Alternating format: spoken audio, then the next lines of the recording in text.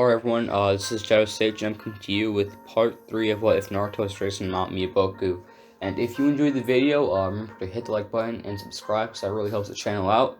And it'll help it reach the like goal even faster, which is 6 likes. And when the video hits 6 likes, I'll drop part 3 of this series. And what's up everyone, this is me in post-editing, and just a heads up, I'm really sorry about the audio quality in this episode. I was trying out a new setup, but it just didn't turn out right. So in the next few videos, it will go back to normal, I promise.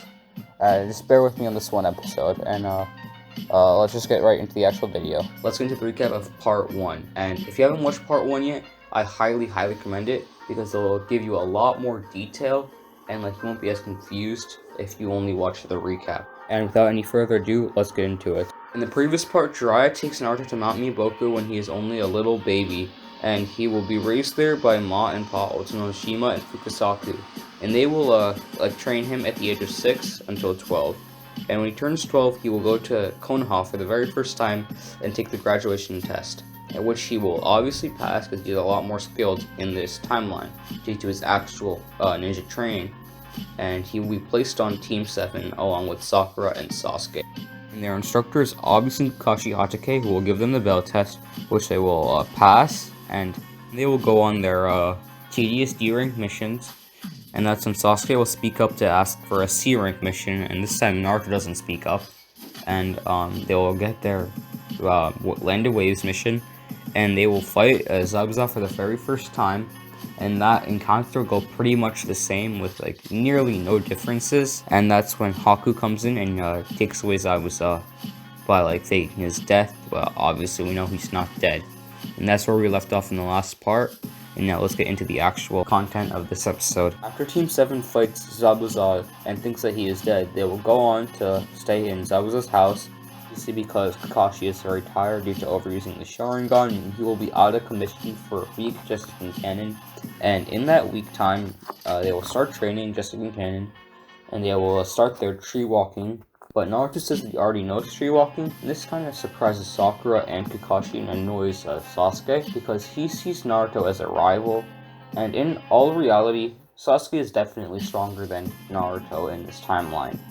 So he doesn't really have anything to be worried about at this moment, but Naruto is definitely still strong and could go toe-to-toe with Sasuke, but he probably wouldn't win. Probably like, if we were power scaling this timeline, Sasuke would be a 5, and Naruto would be like a 3.5 or 4 in comparison. So Naruto's not weak by any means, but he's not as strong as Sasuke. Maybe he's like a 4.25, maybe. But anyways, you guys get the idea, and let's go on with the actual plot. So Naruto already knows tree walking. Kakashi will tell Naruto to train by himself, and he will probably work on his Frog Kume Ta and work on his Wind Jutsu training, so he can use Wind Jutsu more efficiently.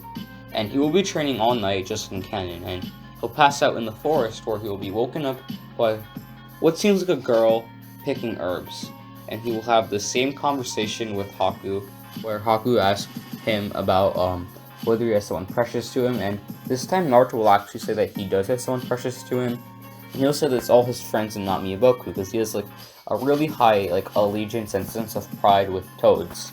So he'll say that he wants to protect all his toads, and this will kind of confuse Haku, but Haku's just happy that Naruto has someone to take care of. And so when Naruto will go back, and they will all head to the bridge, and this is when the mist starts rolling in again, and it feels like deja vu. And that's when Zabuza comes out and attacks Kakashi. And Kakashi will fight Zabuza just like in canon, and Sakura will be useless just like in canon. Who saw that coming? But Naruto and Sasuke will both be trapped in the crystal ice mirrors. And this time Sasuke won't be fighting Haku alone, because let's be honest, Sasuke was carrying the fuck out of Naruto. Naruto was kind of useless until he used his Kyuubi chakra, so this time it'll be 2-on-1, but despite it being 2-on-1, there's still no match for Haku's speed in the crystal ice mirrors. And it's not until Sasuke will take the hit for Naruto, where he nearly dies, that Naruto will use his Kyuubi chakra and shit on Haku, where he's about to destroy Haku until the mask falls off. And this is when they will add the Talk no Jutsu, and Haku will run in front of Kakashi's Raikiri or Chidori, whatever you want to call it. He'll die, and this is when Naruto will Talk no Jutsu, Zabuza, and Gato's men show up and start shitting on Haku. Then Zabuza will commit mass genocide on Gato's men and like cut them all down like they're little bitches. And then Gato shits his pants just like a pussy and then gets killed. So the end. That's the end of the Land of Waves. Obviously, Naruto develops his Nindo, and Zabuza and Haku die, and the bridge is named the Great Naruto Bridge. So that went like nearly identically to canon, because as I said before, Naruto is stronger, but he's not some kind of like prodigy in this what if, so he'll really influence the outcome of like such a big mission with like really big enemies. Like he was able to influence the battle between the Demon Brothers, if you don't even want to call that a battle, but between like Zabuza and Haku, you really can't like do shit to like these S-class ninja. He's really not on that level yet, but he will get stronger, obviously. And I have to say, it's these missions where Naruto taught no jutsus, like everyone develops personality, because obviously he didn't have much of the personality that he had in canon. Actually, scratch that, he had the same personality, but not really like the same social skills, since on these missions where he will like become more and more like the canon Naruto that we all came to know and love. Anyways guys, this is Shadow Sage in post-editing, and I forgot to mention that during the fight, Sasuke does awaken the Sharingan just like he does in canon. So just in case any of you were wondering and were confused, he does awaken the Sharingan during the fight with Haku, so don't worry about that. Team 7 will obviously head back to the Leaf Village, and when Naruto and Sakura are chilling on their day off, they will run into Sand Ninja heckling a little kid. And this little kid just happens to be the Hokage's grandson, but Naruto doesn't really have any emotional connection to Konohamaru, but he'll still like look out for Konohamaru, because obviously like he doesn't like bullying and stuff like that. You know, Naruto's a good person, obviously, so he'll step up for Konohamaru. Maybe not to the extent that he would in canon, because he doesn't have any, as I said, emotional attachment to the child, but he will step up, and he won't be like made a fool of in front of Kankuro, because he probably will know what the Chunin exams are, because the Toads probably tell him about the Chunin exams. Say that it's like probably part of your ninja journey or something like that. Because remember, Naruto is not dumb in this canon, because he has like teachings and stuff like that. And when Gaara shows up, he will ask both Naruto and Sasuke their names, and they will respond, obviously. And like, to be honest, Gaara gives Naruto and Sasuke both the creeps, and they're like just thinking like, god dang, we have to go up against this kid in the training exams. But, you know, they'll go on with their day, and Kakashi will tell them about how he recommended them for the training exams. And Iruka won't challenge this, because he has no emotional attachment to Naruto, because he only knew Naruto for like one day, and then he left Naruto. He was only his like proctor for the graduation exams, and that's it. He wasn't the big brother role, as he said he was in canon.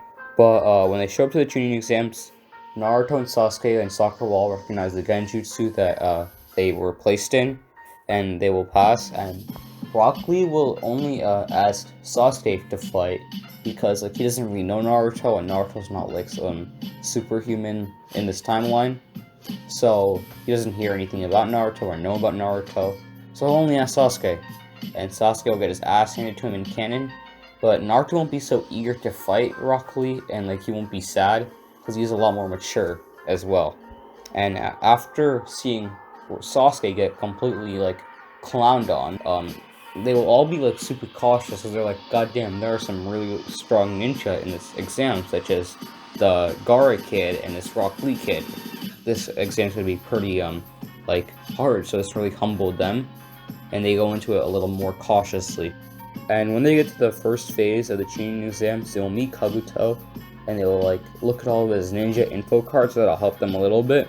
When it comes time for the actual test, it'll go pretty much the same for everyone except for Naruto, because since Naruto actually has like some brain cells in this canon, he won't like be able to answer the questions, because they were like super difficult according to Sakura, but he will know to copy all the other ninja, so he will do that, and he'll get at least a few of the questions, so he won't get an absolute abysmal 0.